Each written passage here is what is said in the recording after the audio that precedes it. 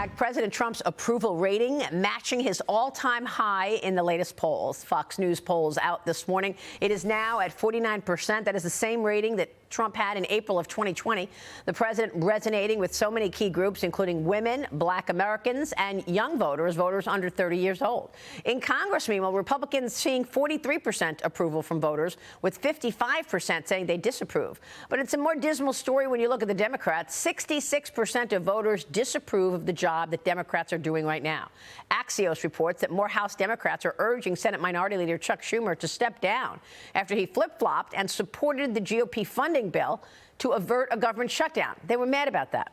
Trump explained it all to Fox News' Laura Ingraham last night on why he thinks Democrats are failing. Watch. The Democrats lost big, and you look at what's happening with Schumer, but the Democrats lost big because of the stupidity of, they're backing these 90% negative things from their standpoint. Men and women's sports, transgender for everybody, all of this stuff, they're all for it. And they're still fighting for it. But now they have a new one. We're going to back murderers, killers, and people that hate our country. We're going to back people that hate Israel, want to destroy it, people that are murderers, people that are horrible. We're going to back them. I think that might be a 100% issue for us. They don't ever find an issue that's like a good politically issue. Very helpful. No, politically. I mean.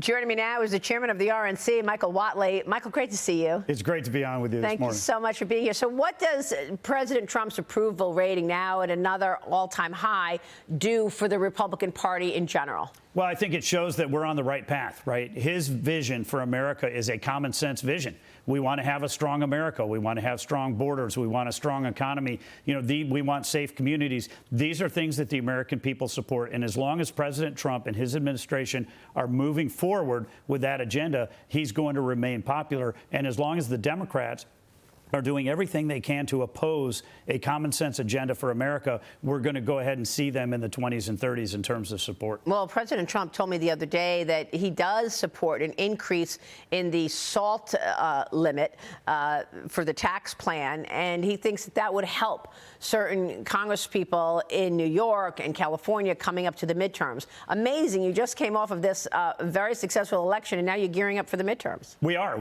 The first primaries are less than a year away. For that cycle for next year. And we are absolutely focused on it. We are very, very excited that the vice president has agreed to join us as the finance chair for the RNC. We're very excited about the map that we see in the Senate. We have great pickup opportunities in places like Georgia and Michigan and New Hampshire. We obviously have some difficult holds around the country. And then the House, with this 3-seat majority, we need to make sure that we're going to expand it as long as the Congress is going to do its job and make sure that they are moving forward with the president's popular agenda right now. We're going to be in great shape. But we need to make sure that the president continues to focus on making America great again, and Congress is absolutely going to be there. I know President Trump is going to continue to focus on this. His entire White House staff, his entire cabinet are completely focused on his agenda, and Congress is stepping up right now, and we need to make sure we see it through. Yeah, let's talk about what you just mentioned, and that is J.D. Vance, the RNC announcing that Vice President J.D. Vance will become the next finance chair. Vance says he's looking forward to building the war chest necessary to win next year's midterms. The National Republican Conference Committee already identified 26 House Democrat seats that they're looking to flip in 2026.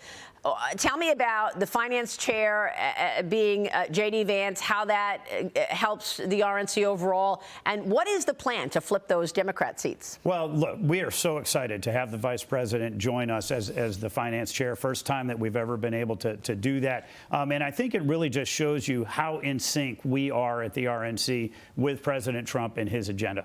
And so it's absolutely critical that we have the resources that we need to go in. Now, obviously, you don't need to have more money than the Democrats, right? President Trump got outspent 2-1.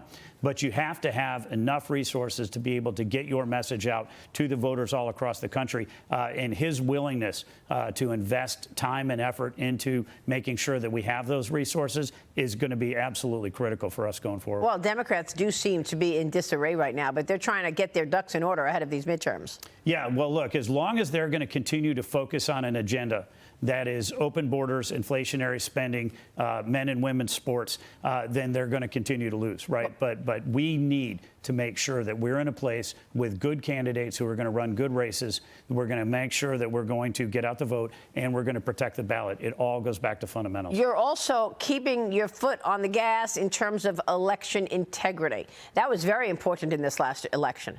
Yeah, no question about it. The fact that we built the first ever national election integrity program, it really showed. And what we saw when we went into lawsuit after lawsuit after lawsuit, you know, in places like Pennsylvania and Michigan and Nevada, all around the country, we were able to get the rules of the road in the right place before voting started. We were able to recruit, thanks to Laura Trump and the great work that she did helping us build that program.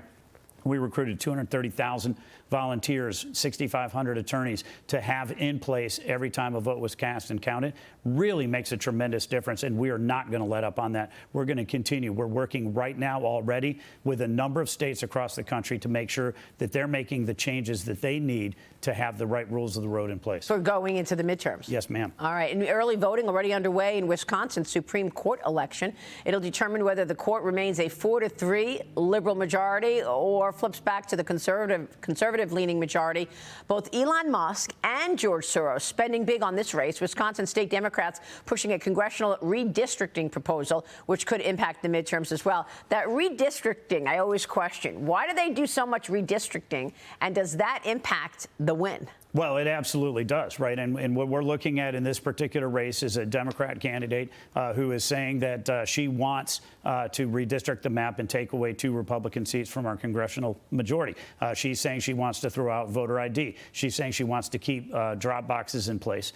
This is a critical race on election integrity and also on our congressional majorities for Republicans. We need every Republican to turn out. And early voting has already started.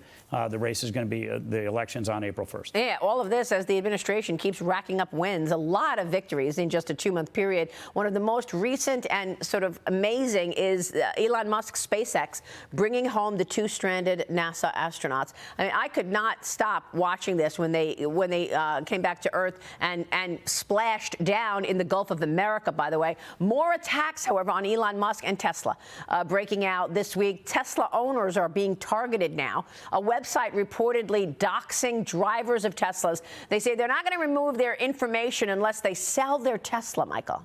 Yeah, it's absolutely ridiculous. What we're seeing is domestic terrorism. You know, the fact that people are going out and targeting these Tesla dealerships, and they're really going after a guy who does not need this. He has a very successful, you know, business. He had a great life, but he's stepping in because he wants to help America. The fact that these astronauts are being brought back to Earth by him and his private company, and he's getting criticized for it. I mean, the fact that you've got activists are out there saying that the dolphins are fake. Really?